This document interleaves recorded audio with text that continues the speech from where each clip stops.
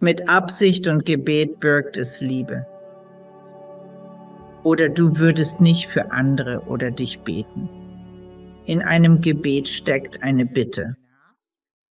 Aber es ist auch ein Ausdruck der Liebe.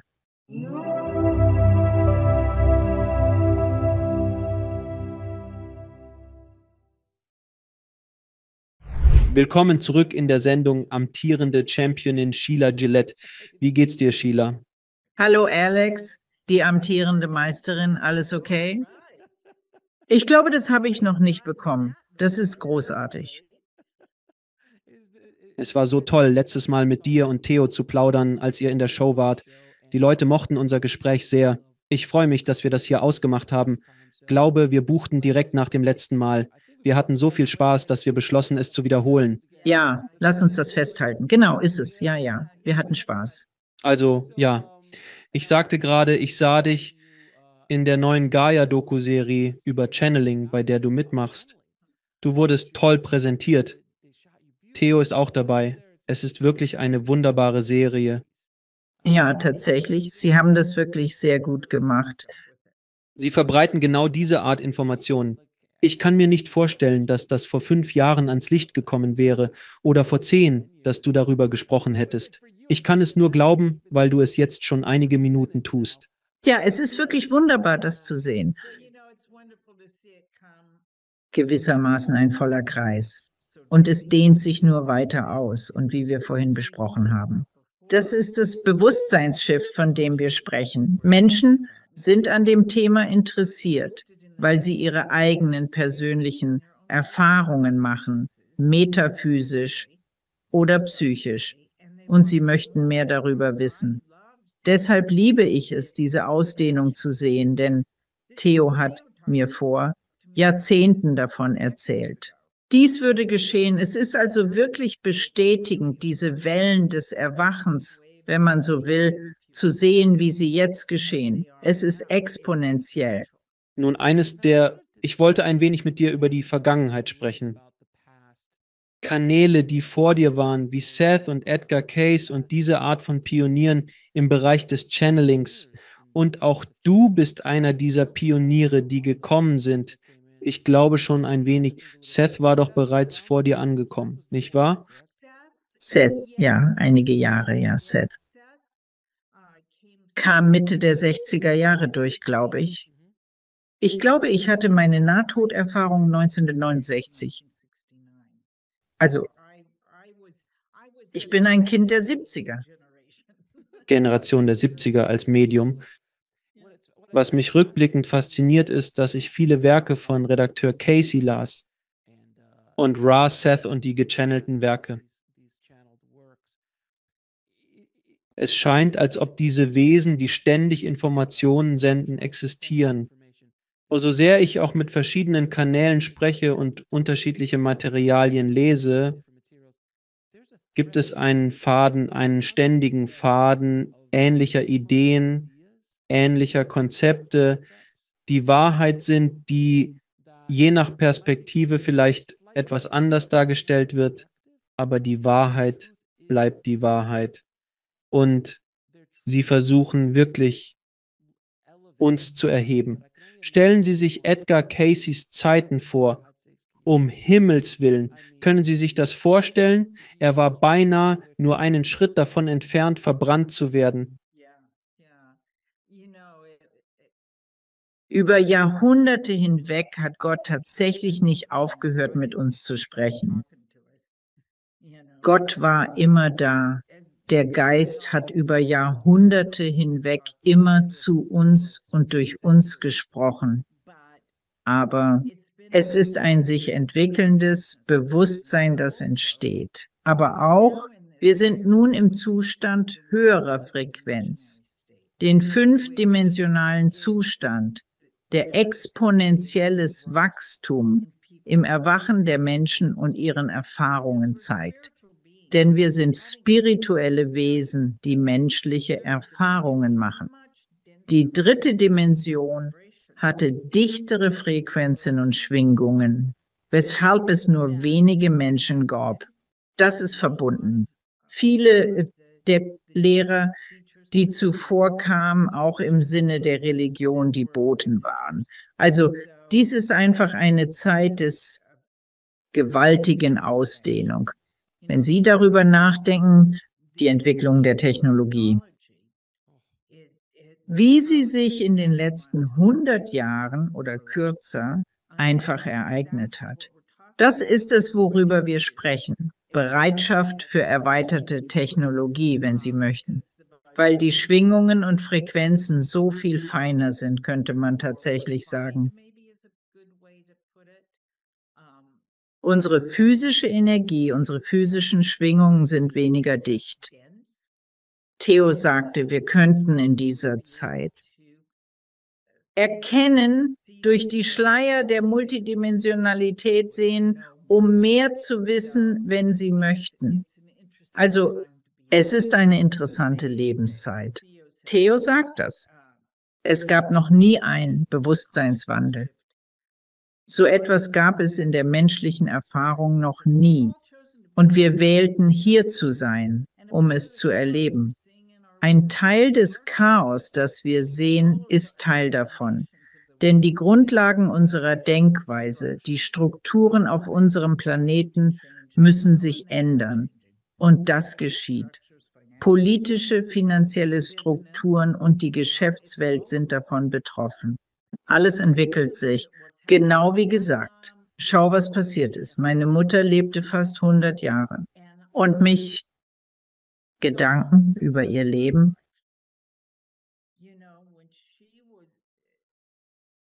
Sie wurde geboren. Sie sah Autos, überall Flugzeuge, Fernsehen, Radio. Unglaublich, wie viel Wandel in ihrem Leben stattfand. Und auch in unserem Leben. Stellen Sie sich vor, hier sind wir im Internet, oder? Als ich anfing zu arbeiten, gab es das Internet noch nicht. Vielleicht war ein Schimmer in Al Gores Gedanken, dass wir hatten es nicht und wir besaßen keine Heimcomputer. Als ich Leute traf, begegnete ich ihnen persönlich. Ich würde in verschiedene Bundesländer reisen und mit Leuten arbeiten. Und dann mache ich private Sitzungen am Telefon und ich würde Kassetten aufzeichnen der Sitzungen und schickte sie per Post an den Klienten, denn das war unsere damalige Methode. Ich benutzte einen digitalen Rekorder. Jetzt sind wir hier.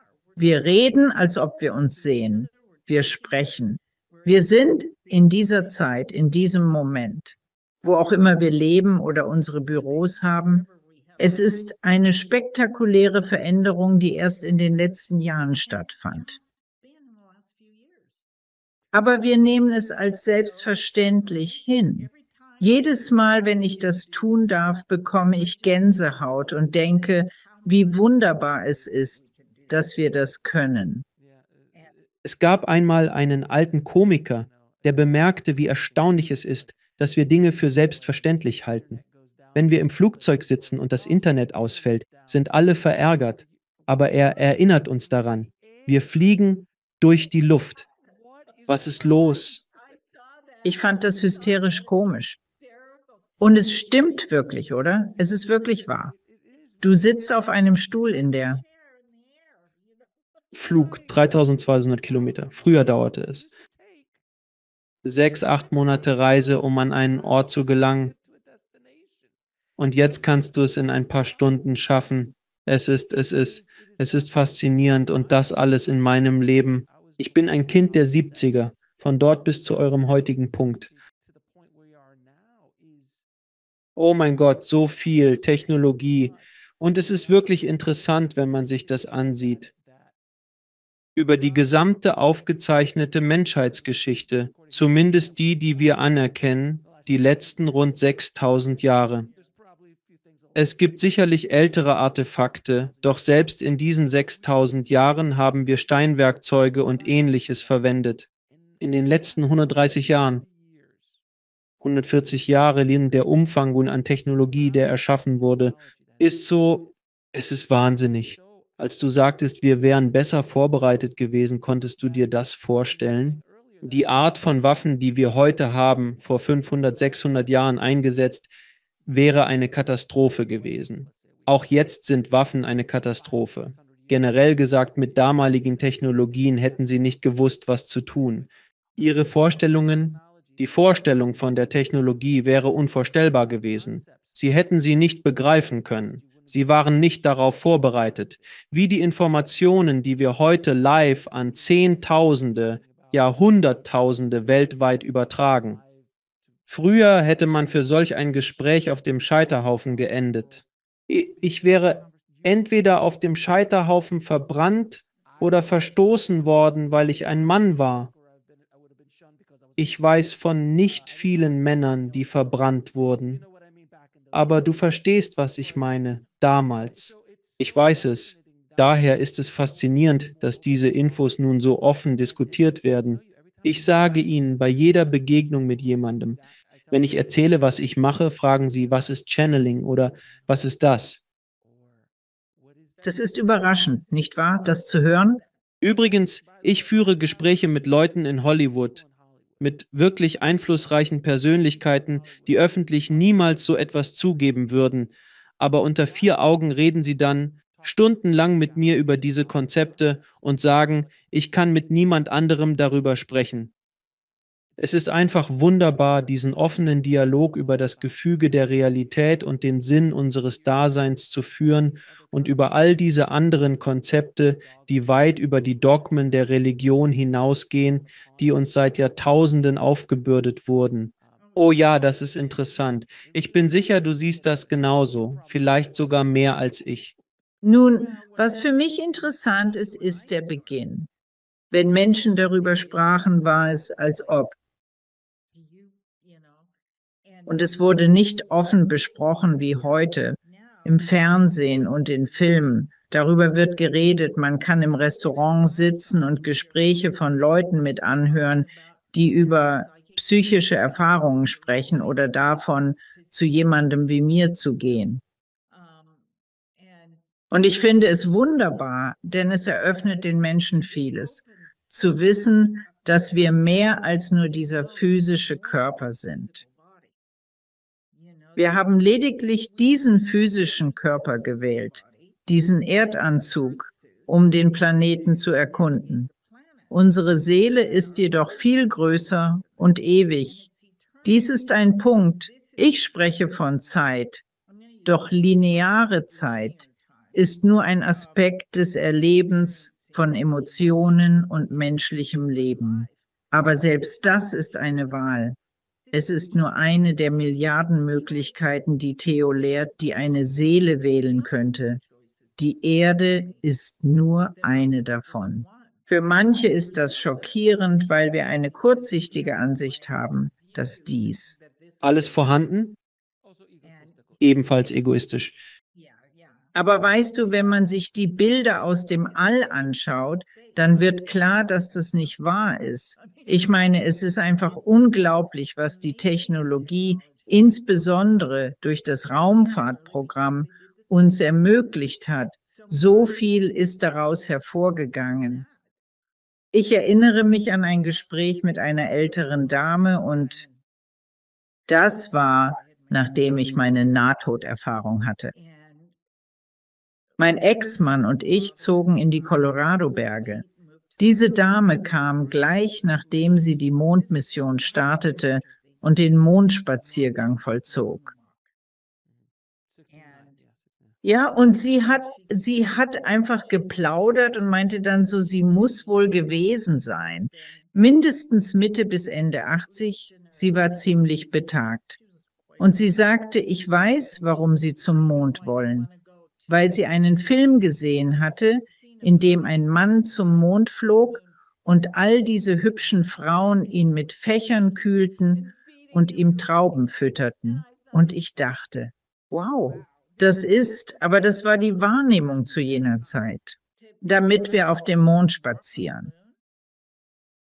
Aber seitdem hat all die Technologie einfach angefangen, förmlich zu explodieren. Explodieren. Und selbst Dinge, die heute in unseren Häusern selbstverständlich sind, die wir früher nicht hatten, wie Mikrowellen und die Kochweise, die Lebensart. Es explodiert einfach. Es ist bemerkenswert, selbst beim Mondflug veränderte es sich nicht.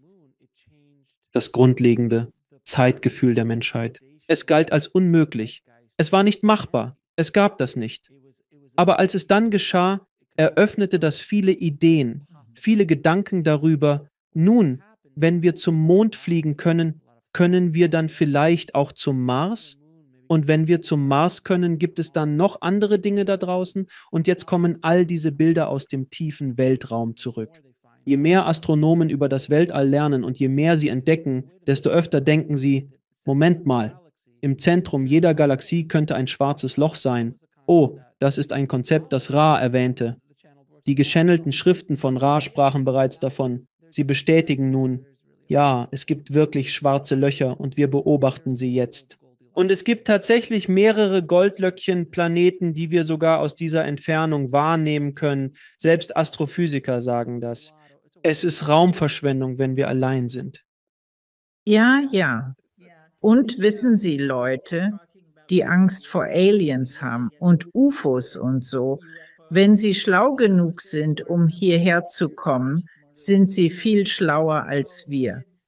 Also ist es, wir haben einfach in einer Art Blase gelebt, die sich jetzt ausdehnt. Ich meine, das Bewusstsein dehnt sich aus, da Menschen durch ihre Erfahrungen bestrebt sind, mehr zu wissen. Aber diese Erweiterung ist auch beängstigend für viele Menschen, denn was in ihren Köpfen fest verankert war, wird nun in Frage gestellt.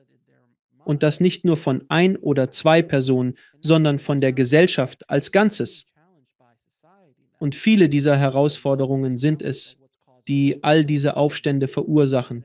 Und dann so, nein, warte mal. Nein, wir wollen an den alten Wegen festhalten oder nein, das kann ich nicht glauben. Es gibt einen großen Sprung von Ereignissen überall und die grundlegenden Überzeugungen der Menschen werden bedeutend herausgefordert und sie sind unsicher, was zu tun ist. Also nochmal, entweder man wird wütend und kämpft oder bleibt neugierig und öffnet sich für neue Ideen. Und solche Leute kommen hoffentlich zur Sendung und hören zu. Ja, genau, das ist eine Hauptbotschaft von Theo. Bleib immer neugierig. Ich habe noch keinen Channeler gehört. Ich habe noch keinen getroffen, noch habe ich von einem gehört. Vielleicht du, das sagt nicht. Oder predigt nicht die Idee der Liebe, dass wir nicht dieses physische Wesen sind, dass diese Grundkonzepte, wofür Jesus lehrte, wissen Sie, diese Grundkonzepte. Ich habe noch nie von einem gehört, der sagt, du musst egoistischer sein, der Schlüssel zum Leben.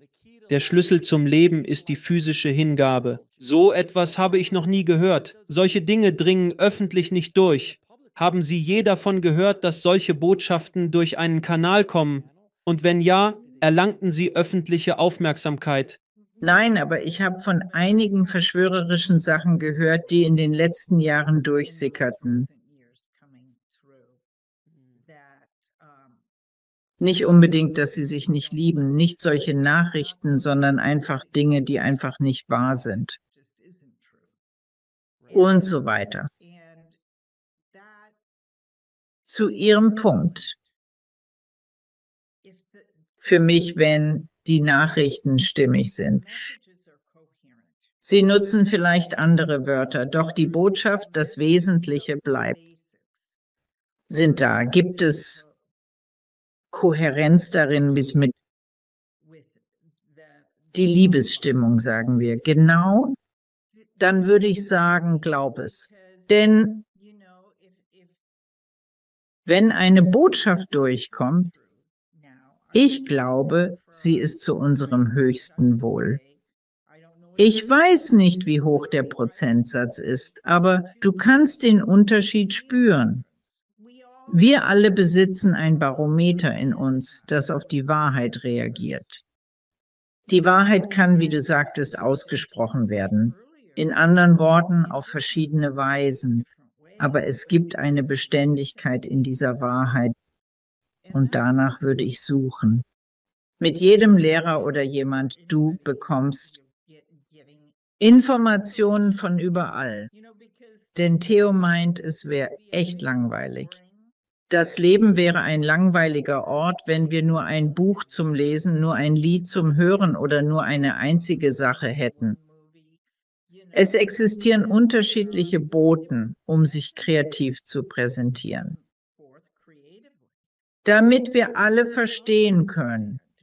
Denn jemand, der vielleicht auf Theo hört und die Botschaft lieber von jemand anderem hört. Das ist in Ordnung. Verschiedene Aromen. Ja. Zu meinem Punkt. Es wäre sehr langweilig, nur ein Buch zu haben. Also es gibt eine Idee, von der ich weiß, dass Theo bereits sprach und ein Konzept, das intensiv diskutiert wurde, nämlich, dass wir sind alle eins, Teil des Schöpfers, der Quelle, die uns erschuf, um das Leben zu erfahren. Unterschiedliche Erfahrungen machen, damit er, sie oder es ein besseres Verständnis davon bekommt, wer es ist. Auf unserem Evolutionsweg durch diese Erfahrungen, negativ und positiv geladen. Bei mir kam dieser Gedanke und ich dachte, sind wir das Algorithmus von Gott? Weil ein Algorithmus ist unberechenbar. Es hat innerhalb freien Willen Leitplanken, die vom Schöpfer errichtet wurden, wenn wir das als Analogie verwenden. Wir haben freien Willen und können uns beliebig bewegen. Es gibt Wahrscheinlichkeiten, die beeinflussen, welche Wege wir als wahrscheinlich erachten. Manchmal überrascht uns das Ergebnis wie ein Algorithmus. Ist das eine passende Analogie dafür, was wir im Universum sind? Sind wir wie Algorithmen, durch die die Quelle Neues erforscht und entdeckt? Es ist ein interessantes Konzept. Mit all der Technologie denke ich jetzt und jedermanns, dass man technikbewusster ist eine andere Art, es zu beschreiben, aber warum nicht? Es kann für viele Menschen sehr sinnvoll sein. Ich bin technologisch nicht so bewandert, aber selbst ich verstand, was du sagtest. Und das ist gut, denn du kennst die Grundlagen, was ein Algorithmus ist. Verstehe dieses Konzept. Es ist nur eine Idee, damit die Leute sie wirklich begreifen. Denn als es diese Idee neulich kam, dachte ich, wir sind der Algorithmus Gottes. Und wenn das so ist, ergibt das für mich so viel mehr Sinn, weil wir in gewisser Weise ähnlich wie ein Algorithmus funktionieren, wiederum mit Parametern, und wir haben Karma. Wir haben bestimmte Parameter in diesem Leben gesetzt. Es ist jedoch nur eine lustige Idee. Wollte das einfach mal so in den Raum werfen. Und dann könnte man fragen, sind wir selbst künstliche Intelligenz? Nun, das ist wirklich ein ganz anderes Gesprächsthema. Ja, das weiß ich. Schau dir an, was gerade mit KI passiert. Sie ist momentan sehr präsent in den Nachrichten und überall. Die Werkzeuge, die gerade in der KI entwickelt und öffentlich vorgestellt werden. Es ist einfach verblüffend. Und sehen Sie, was Sie gerade machen.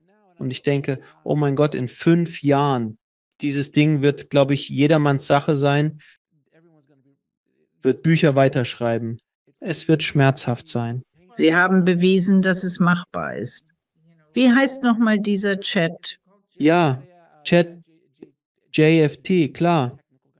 Die Techniker nennen es Chat JFT oder JFBT, wie auch immer. Es stammt von OpenAI, ein Textgenerator. Aber dann sah ich Dolly, KI, wo du eingibst. Zeichne Sheila, die Theo in einem lila Kleid nachahmt, auf einem Einhorn reitend. Es wird dir das in 4 Varianten malen. Oh, im Stil von Van Gogh. Es ist nur zum Spaß gemacht, umwerfend, damit du erkennst, wohin die Werkzeuge sich entwickeln. Es wird vieles erleichtern. Zeitraubende Dinge für uns als Gesellschaft. Damit wir noch mehr Zeit zum Nachdenken haben über den Sinn des Lebens, hoffe ich. So ähnlich wie es Sokrates und Platon einst taten. Ja, weißt du, wer weiß, wohin das führen wird, was es bedeuten wird und wieder ist es, worüber Theo spricht. Es wird einen ständigen Schwung von Innovation geben. Es ist wichtig, sich zurechtzufinden und damit zu arbeiten. Absolut, absolut. Weil du gerade von Theo gesprochen hast. Ist Theo heute für eine Sitzung verfügbar? Ich möchte ihm einige interessante Fragen stellen, an denen ich die letzte Woche gearbeitet habe. Hoffentlich interessante Fragen. Ich denke, sie wurden ihm noch nicht gestellt und ich würde gerne prüfen, ob wir das für das Publikum tun können. Natürlich. Es würde mich freuen, das zu würdigen, meine Liebe. Los geht's. Der Anfang, nicht wahr? Es ist es.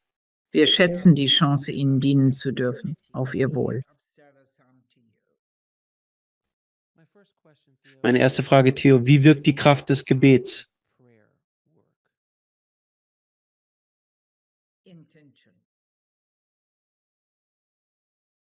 Wisse, dass ihr schöpferische Wesen seid.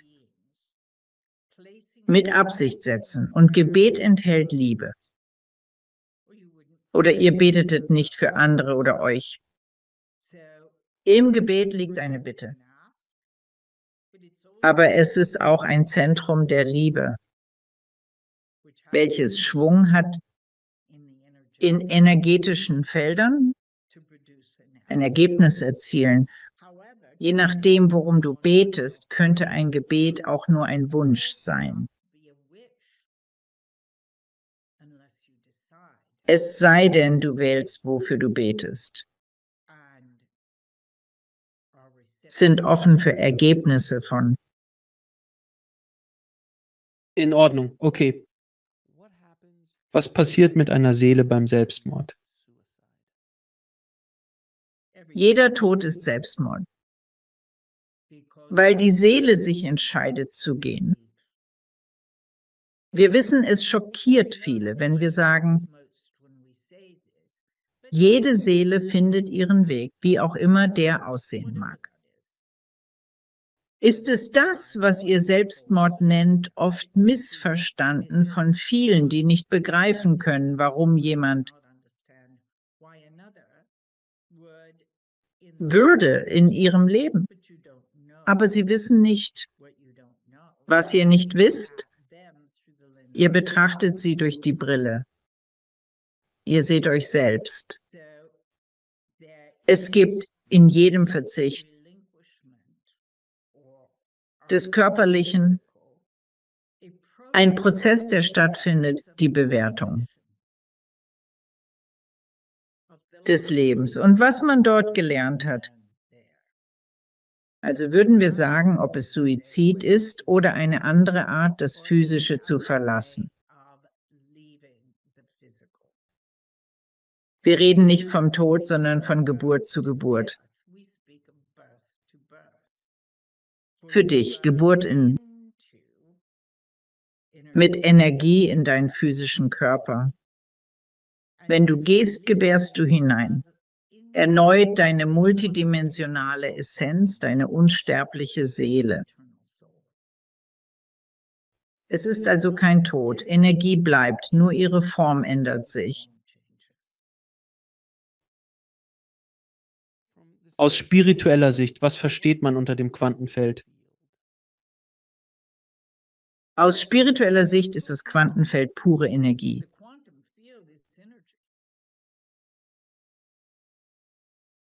Es hat keine Spiritualität fehlt, es ist Elektrizität.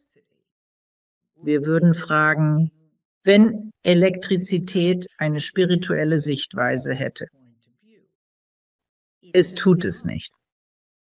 Es hat einen Kanal, das bei Ihnen zu Hause installiert wird. Oder global oder in einem Bürogebäude für die Verwendung von der Menschheit. Aber an sich selbst ist es nicht wirklich eine spirituelle Essenz. Es ist doch ein Werkzeug. Nun, wie denn dann? Das Quantenfeld entscheidet nicht, ob deine Lebenswünsche gut oder schlecht sind. Es reagiert einfach auf die Energetik, um seine Schärfung zu fördern.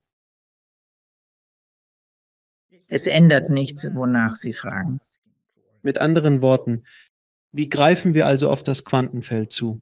Es ist überall um dich wie Elektrizität. Du bist der Kanal, gesteuert durch Gedanken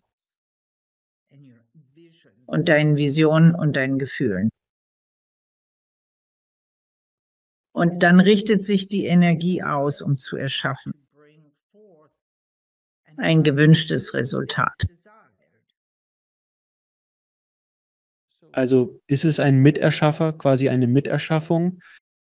Ja, es ist tatsächlich ein Werkzeug. Was genau versteht man unter Quantenverschränkung? Das ist eine Energie sozusagen. Wenn du Quantenverschränkung meinst, sprichst du von Menschen, oder? Also, das ist Energie, Verflechtung auf allen Ebenen, wie man Energie im menschlichen Erleben ausdrückt und hat ziemlich viel mit Emotionen zu tun. Was ist das Einheitsgesetz? Es ist die Einheit aller Verbindungen, die du zu jedem Lebewesen hast. Aber ist das Gesetz der Einheit, das jenes, das im Hinblick auf die Dichten der Erfahrung diskutiert wird? Des Bewusstseins. Es kann sein, ja. Können Sie die Schwingungspolaritäten der Energiezentren des Körpers erklären? Sie meinen das System der Chakren, nicht wahr? Ja, und das Chakrensystem ist es. Wir könnten sie elektrische Energieleitbahnen nennen.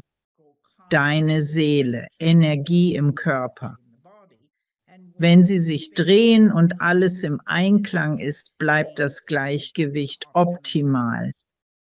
Andernfalls bist du aus dem Gleichgewicht. Achte also auf deine Taten, Ernährung, Schlaf, Bewegung, gute Gesundheitsgewohnheiten und Hydratation.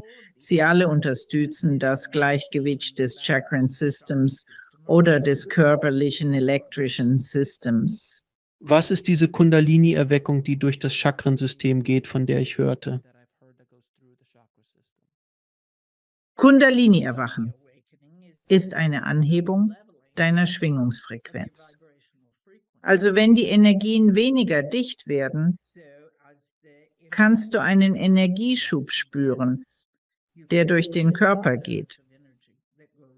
Es könnte sich anfühlen wie Elektrizität, ein Brummen, das du in all deinen Zellen spürst, aber speziell durch das kreative Zentrum. Das ist ihr Sexualitätszentrum oder Schöpfung selbst. Ja. Was ist Ihre Intuitionsdefinition? Intuition wird gefühlt. In der menschlichen Erfahrung, du hast einen Körper und bist empfindungsfähig. Bedeutung, dein Körper. Hat die Fähigkeit, durch all seine Sinne zu fühlen, Intuition. Bauchgefühl, Empfindungen des Körpers. Wegweisung, Botschaften im inneren Geist gehört. Alle von diesen Erfahrungen werden durch den physischen Körper gemacht. Deshalb ist es für eine Seele so interessant, eine menschliche Erfahrung zu machen. All diese Empfindungen zu fühlen. Können wir alle Energie kanalisieren? Ihr kanalisiert alle. Es hängt von der Form, Energie und Leidenschaft ab, die ihr in eure Seelenenergie einsetzt. Der Künstler ist ein Medium der Kunst, der Komponist, der Musiker, der Buchautor. All diese Dinge leiten Erfahrungen in bestimmte Bahnen. Sie tun es. Aber woher kommt das? Ich verstehe, du kanalisierst, Sheila kanalisiert Theo, die Entitäten, genannt Theo. Aber wenn du Musik oder Kunst oder Schreiben oder Mathematik oder Physik oder solche Dinge kanalisierst, woher stammt es? Ist es der Äther, der von der Energiequelle kommt? Von Kreativität?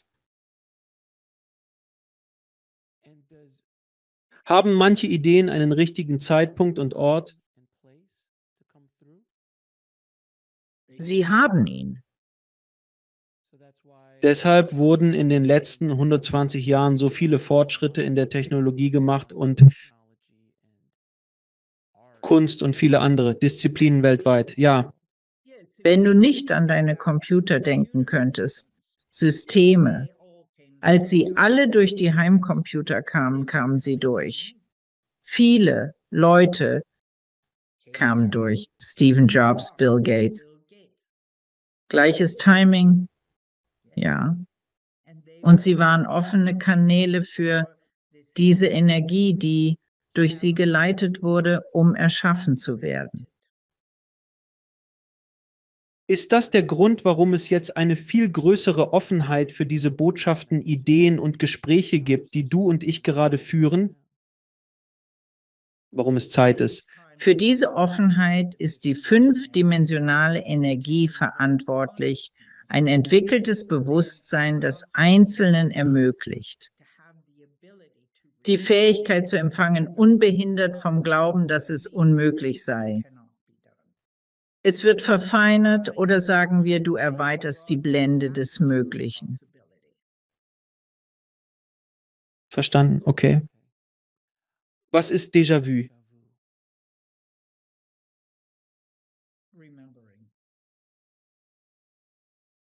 Woran erinnern wir uns genau, wenn du noch nie an diesem Ort gewesen bist? Wir erwähnten, die Schleier deiner Multidimensionalität sind nun sehr dünn. So ist es. Typischerweise eine Erinnerung an etwas von früher, das du erlebt hast. Und was sind Erzengel?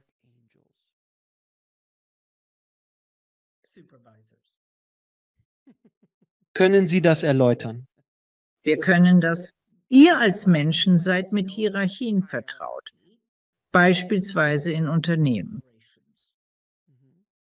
Also wenn ihr an die Milliarden der Engelwesen, die Seraphim und viele andere denkt, sind die Erzengel als Aufseher über diese verschiedenen Legionen von Engeln und als Boten oder Lehrer des Wortes der Quelle oder Gottes. Waren Sie immer so oder entwickelten Sie sich dazu? Sie waren schon immer so. Wie verbinden wir uns mit dem höheren Selbst? Du bist schon verbunden. Es geht nur ums Wissen des Möglichen. Jedes Mal, wenn du in dich kehrst, eine Frage stellst und etwas spürst, ist eine Verbindung da. Du kannst es höheres Selbst, höhere Macht oder Intuition nennen. Viele Begriffe passen. Wenn eine Seele beschließt zu gehen, dieses irdische Erlebnis, sind die Nahtoderfahrungen, die in den vergangenen 3 bis 4 Jahrzehnten zunehmend an Popularität gewonnen haben, tatsächlich präzise Wiedergaben dessen, was nach dem Leben auf uns wartet? In gewissem Maße, denn es ist die Wahrnehmung der Person, die sie erlebt. Jede Person macht in ihrer eigenen Erfahrung, was sie erlebt. Es mag Übereinstimmungen darin geben, aber es hängt auch von ihren Glaubenssystemen ab, von dem, was sie akzeptieren können. Es amüsiert uns, dass sie sagen, Nahtoderfahrungen seien beliebt geworden. Es sind nur die Geschichten darüber, die beliebt geworden sind. Richtig. Die Geschichte davon, die Informationen verbreiten sich immer mehr, also wird es zunehmend akzeptiert. Dennoch, auch von denen, die nicht daran glauben? Richtig, denn Neugier gibt es wirklich über das Ganze. Was ist deine Definition guten Lebens? Das gute Leben, das du führst, ist die Erfüllung deiner Seelensehnsüchte. Was ist deine Definition Gottes? Unveränderlicher Zustand reiner Liebe. Was ist der eigentliche Sinn des Lebens? Können Sie das erläutern? Das Leben ist der Sinn. Viele fragen sich, was ist mein Zweck? Sie wollen wissen, wo sie ihre Lebensenergie leidenschaftlich einsetzen können. Du hast deinen Zweck erfüllt, indem du einen physischen Körper angenommen hast. Das Leben selbst strebt immer danach, mehr Leben durch dich und für dich zu erfahren. Deshalb bleibst du kreativ und interessiert. Es hat kein Ende. Das Leben entfaltet sich, verlangt stets nach mehr. Ja, Und schließlich haben Sie, welche Botschaft möchten Sie dem Publikum mitgeben? Bewusstsein, dass sie mehr sind als gedacht. Könntet ihr euch sehen, wie wir es tun, gäbe es keine Unzufriedenheit. Es gäbe nur noch Liebe. Vielen Dank für diese Zeit. Ich schätze es sehr, Theo. Wir sind sehr dankbar für die Gelegenheit, Gottes Liebe an euch weiterzugeben. Danke sehr. Guten Tag. Guten Tag. Das wird nie alt. Nein, es wird einfach nicht alt. Erinnere mich, Sheila, du weißt noch, was los ist, oder wirst du verdrängt?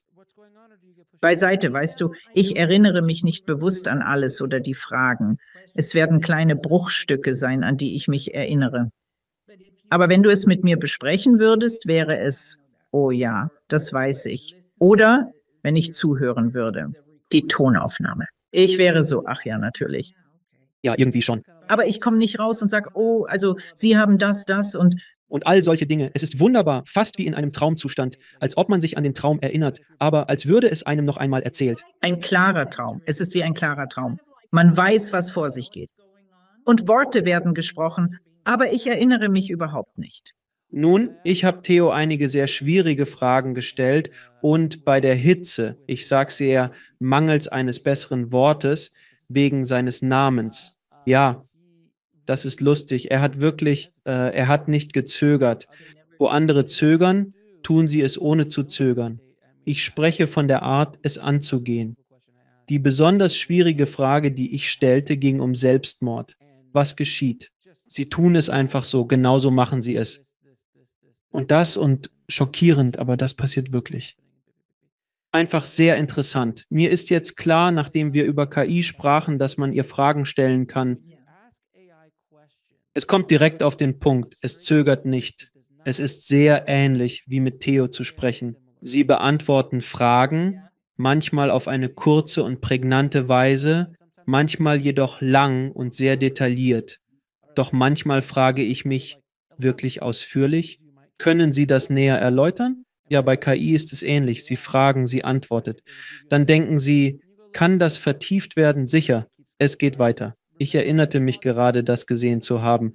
Liebe die sehr ähnliche Energie des Antwort-, Frage- und Antwortprozesses mit Theo. Speziell mit Theo ist einfach sehr direkt. Nun, das sind sie und zu deinem Punkt ist. Du kannst nach Infos fragen. Und genau darin ist mein Mann Markus so gut, wenn wir unsere Programme machen und so weiter. Wenn eine Frage gestellt wird, ist er so intuitiv. Er weiß, dass sie mehr preisgeben werden. Und er wird noch eine Frage zur Vertiefung stellen oder reden. Könnten Sie mehr dazu sagen? Das werden Sie. Sie tun es, ja. Und ich habe herausgefunden, was Sie im ersten Interview nicht erwähnten. In der Dokumentation über Channeling entdeckte ich, dass Sie auf Theo von einer anderen Entität vorbereitet wurden. Das haben Sie vorher nie erwähnt. Können Sie ein wenig darüber sprechen? Denn ich glaube, darüber haben wir im ersten Interview nie gesprochen. Ja, der erste Sprecher war eine Entität namens Orlos, O-R-L-O-S.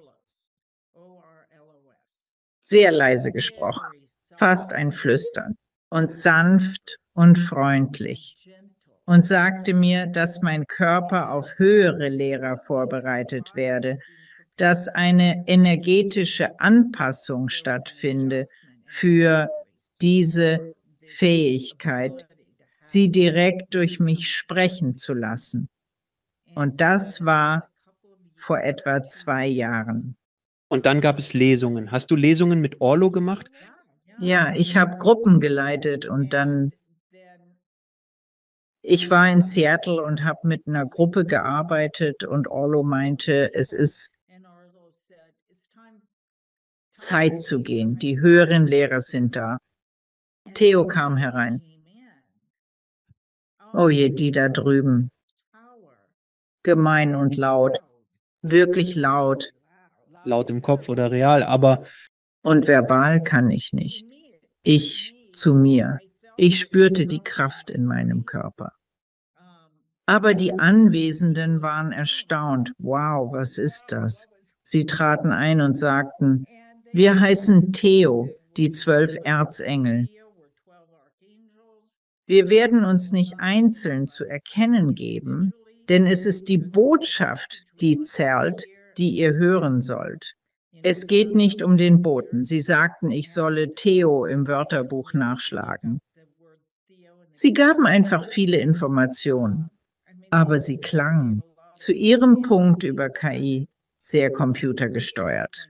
Sie haben sich genug mit meiner Energie vermischt. Jetzt klingen sie menschlicher. Aber als sie zuerst ankamen und dann die Leute sagten, nun, welcher Akzent ist das? Woher kommen Sie? Wir haben gefragt und die Antwort war, es ist kein spezifischer Akzent. Früher war er viel deutlicher. Es ist kein. Es ist kein spezifischer Akzent, denn sie entstehen durch die Schwingungsfrequenzen unseres Planeten, unserer Atmosphäre, unserer Welt. Und es ist eine Mischung aller Sprachen und aller Klänge, wodurch es so klingt. Und deshalb nehmen viele Menschen. Vor Jahren würden sie sagen, oh, es klingt deutsch, oh, es klingt indisch. Aber was Sie auch immer gehört haben mögen. Die Botschaft, dass Ihnen gefiel, so wie Sie es vernahmen, doch sagten Sie, es sei nicht real, spezifischen. Akzent eines bestimmten Ortes. Es geht um die Schwingungen, dass sie durchkommen und in meinen Körper eindringen und die Stimmbänder nutzen, um herauszukommen. in dieser Vorbereitungsphase war es quasi wie das Vorbereiten der Maschine darauf, die einströmende elektrische Spannung zu bewältigen. Im Grunde ja. Sonst fliegt alles in die Luft. Es fühlt sich tatsächlich so an, als ob man seinen Finger in eine Steckdose mit 220 Volt stecken würde. Es sieht nicht so aus, aber es ist eine riesige elektrische. Aber jetzt kommst du klar. Ja, aber am Anfang, die erste Woche, als das zum ersten Mal geschah und sie kam, weißt du das Gefühl, wenn du dir den Ellenbogen stößt? So unangenehm. Mein ganzer Oberkörper fühlte sich genauso an. Oh Gott, mein Gott. Und ich sagte, wenn das so weitergeht, kann ich es nicht machen, weil es war so unangenehm in meinem Nervensystem. Und sie sagten, oh nein, jetzt passen wir es nur an. Ja. Und sie waren da. Es gab da über die Jahre hinweg ein paar Mal, wo eine weitere Anpassung stattgefunden hat. Denn sie machen einfach weiter. Optimierung meines Körpers für leichtere Kommunikation. Macht Theo oder die Gruppe, die sich als Theo identifiziert, nutzen sie auch andere Namen, um durch andere zu sprechen, was das Wissen oder die Quellenenergie angeht? Sie sagen nein. Sie sagen nein, also gehört die Gruppe nur Ihnen und das war's? Meins und deins natürlich. Aber Sie sind der Zugang, Sie sind die Tür. Ja, ich bin das Sprachrohr. Sie sind Narnias Chroniken direkt durch den Kleiderschrank. Zur anderen Seite. Ich wollte Sie fragen, denn die Botschaften, die durch Theo kommen, sind so tiefgründig, aber durch Ihre Arbeit über die Jahrzehnte, die Sie dies tun, ist die Botschaft jemals verloren gegangen? Denn die Leute sind oft mehr fasziniert davon, wie es passiert, als von der eigentlichen Botschaft, besonders am Anfang, weil es ist heute ein bisschen akzeptierter, aber ich stelle mir vor, am Anfang war es nicht so. Und übrigens, es ist immer noch nicht bei weitem völlig normal. Nicht normal, aber weitgehend akzeptiert. Heute jedoch mehr als je zuvor. Aber ich könnte mir vorstellen, dass die ersten Male die Leute einfach nur staunten und sich fast nur darauf konzentrierten, was geschah, statt auf die Botschaft, die vermittelt wurde. Ja, ja. Je mehr wir Botschaften empfingen, desto umfassender und tiefer wurden sie. Je mehr wir zu Veränderungen bereit sind, psychologisch, emotional und intellektuell. Je mehr neugierig bleiben wir beim Fragen, je mehr Informationen sie uns geben. Also ja, es war sehr rudimentär. Nun, vielleicht ist das nicht einmal das richtige Wort am Anfang. Und die meisten Leute wollten es wissen. Wie Wahrsagungen, mehr Zukunft. Was wird mit mir passieren? Werde ich nach Florida ziehen? All diese Dinge gehören ganz natürlich zu unserem menschlichen Leben und unserer Neugier, aber ist übergegangen von diesen ersten Anfängen. Viele Fragen über verstorbene Angehörige zu stellen, weil es sehr heilsam sein kann, wenn Menschen Nachricht erhalten und sie auch Nachrichten erhalten, auch von Liebsten.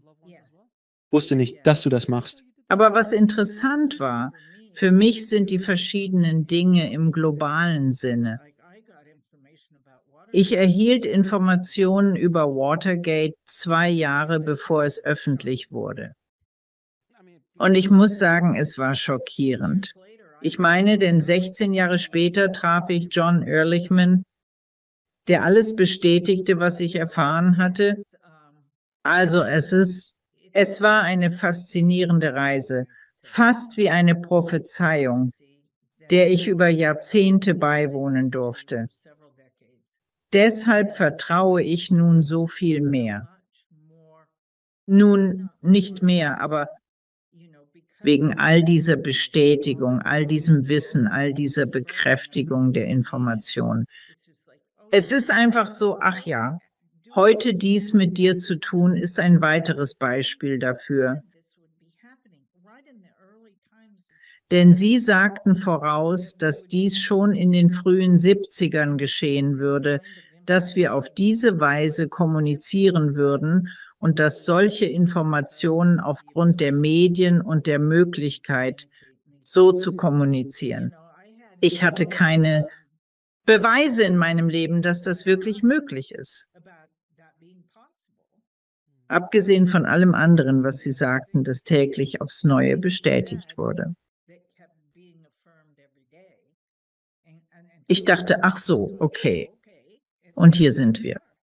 Hier tun wir das gerade. Sie erwähnten also, dass, während wir psychologisch und spirituell gewachsen sind und mehr erwacht sind, der Schleier immer dünner wird.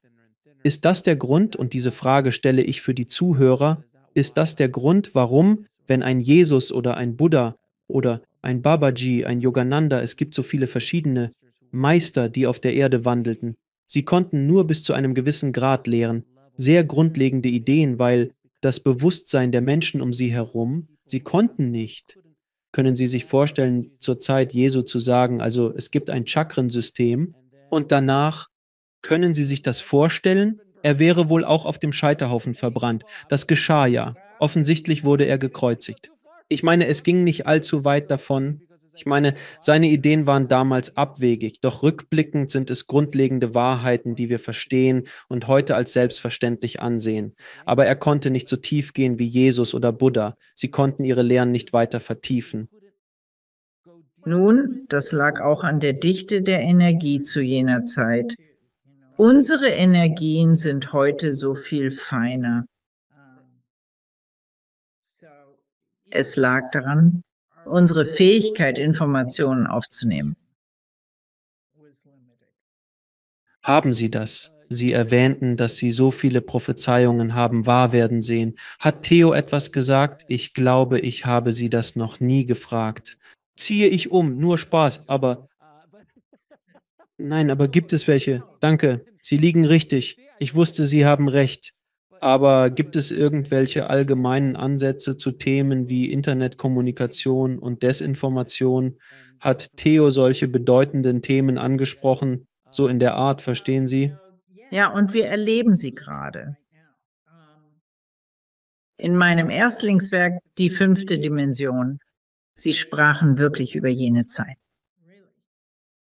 Dass es diesen riesigen Bewusstseinswandel geben würde und politische Strukturen sich weltweit verändern würden, dass wir eine globale Wirtschaft sein würden. Globale Wirtschaft.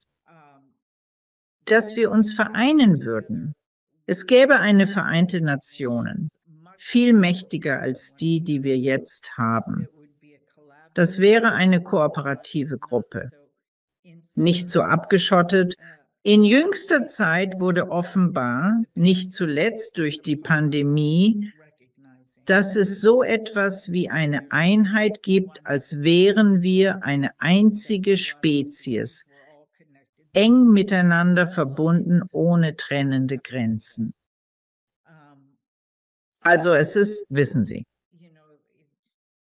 für das Virus machte keinen Unterschied und verbreitete sich wie Lauffeuer in der ganzen Welt. Ja, wir sind wirklich alle so vernetzt. Und so, all das herrschende Chaos ist ein Teil des Wandels, weshalb ich wirklich optimistisch und positiv gestimmt bleibe. Aus Chaos entsteht Ordnung, sagt man.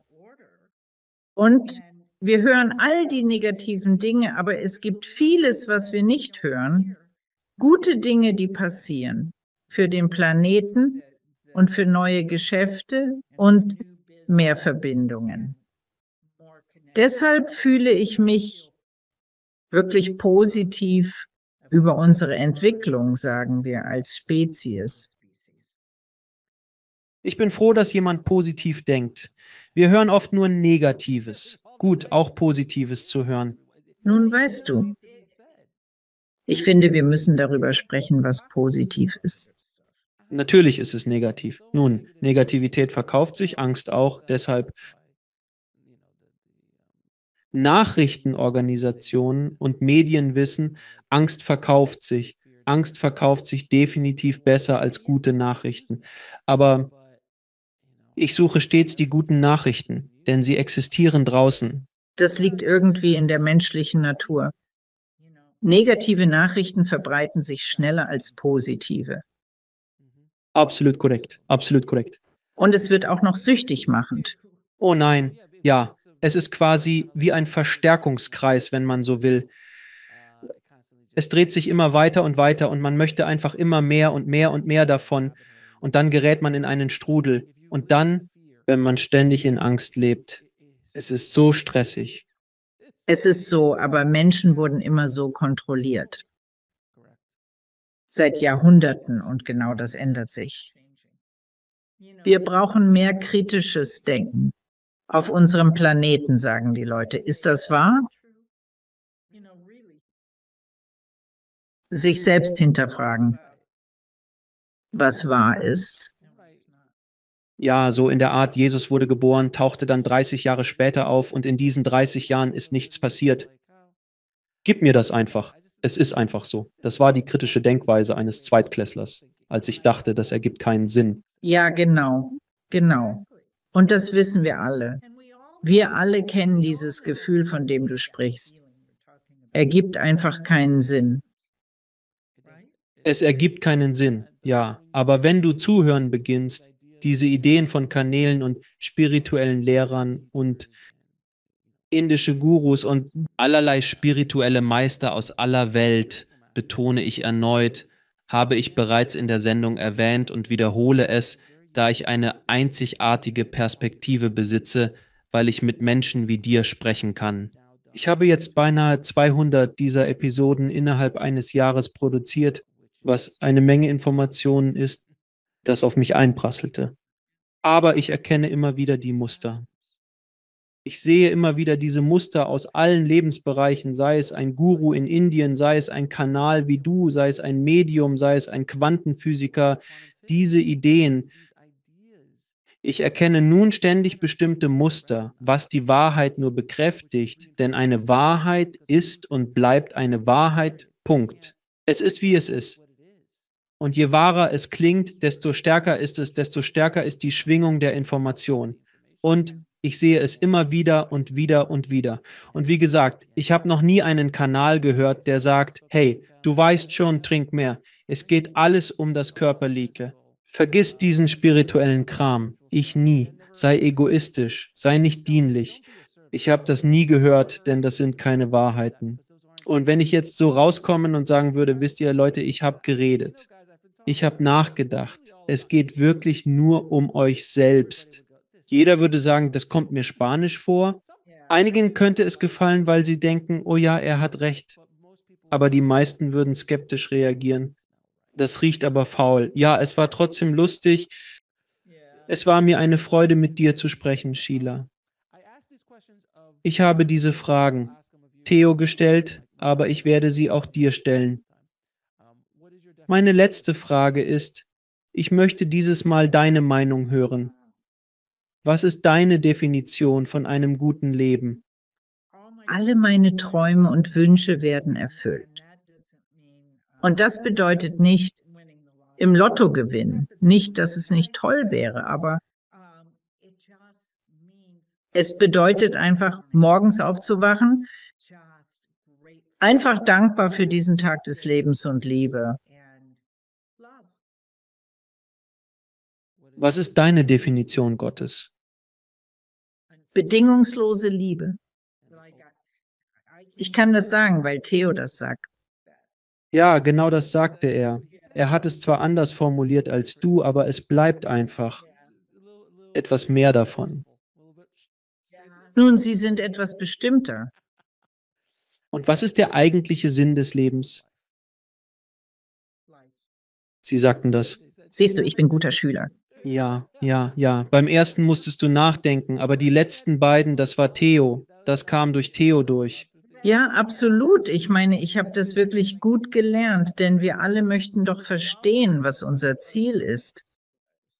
Und wenn man wirklich darüber nachdenkt, stimmt es, denn vom Moment unserer Geburt an wollen wir einfach nur überleben.